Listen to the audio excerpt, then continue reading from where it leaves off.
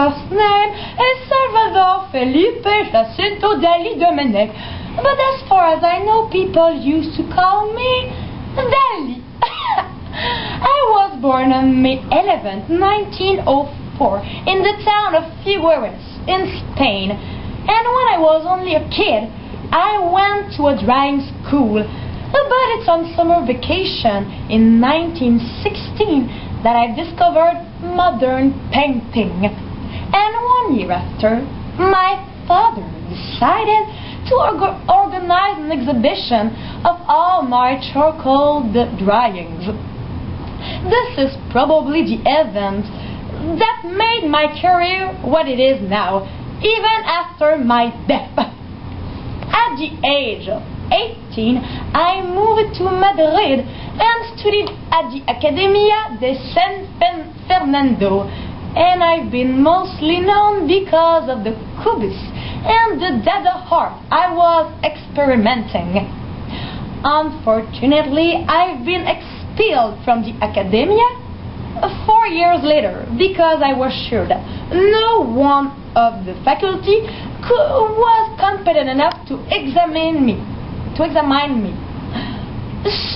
that's when I decided to visit Paris.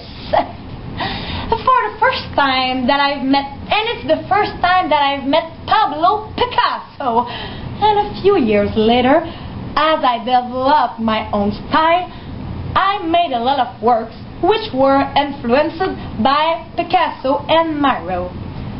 As you can see, I've also had another influence that was very important in my life, Diego Velázquez. And you know what? It's because his flamboyant mustache that became an iconic trademark of my appearance. Did you know that I was considered as the greatest artist in the world of the surrealist art and movement, and one of the greatest masters of art of the 20th century? During my paranoid and my personality caused a lot of controversy, and it is by 1928 that I found my personal style that would make me famous. The world of the unconscious. The world of the unconscious. The world of the unconscious. Thank you. Well, the world of the unconscious that I recalled during our dreams, it's in 1929 that I found the woman who would become my muse, my inspiration. My wife, Gala.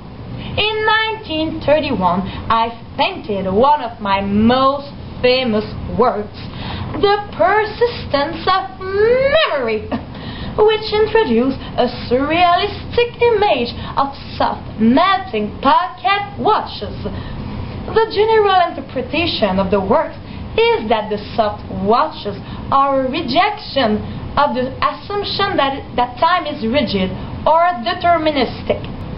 This idea is supported by other images in the work, such as the wide expanding landscape and the other limp watches shown being devoured by insects. It also suggests Einstein's theory that time is relative and not fixed. You've probably noticed that, well, there are some recurring images in my work, like the elephant and the egg.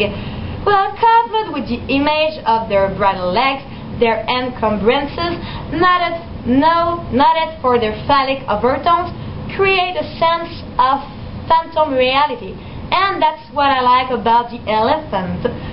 I also connect the egg to the prenatal and intrauterine, and I use it to symbolize hope and love.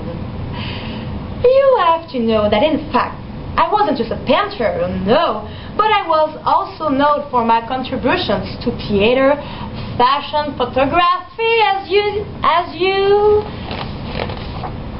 can see, I was kind of a versatile artist. In 1980, I was forced to retire due to a palsy of motor disorder that caused a permanent trembling of weakness of my hand. I was not able to wear a brush in my hand. Angela's death in 1982 left me with deep depressions, so I decided to move to Pablo, a castle I had decorated just for her. 2 years later, I was obligated to have implanted a pacemaker, and that's on January the 24th, 1989, that I died from heart failure.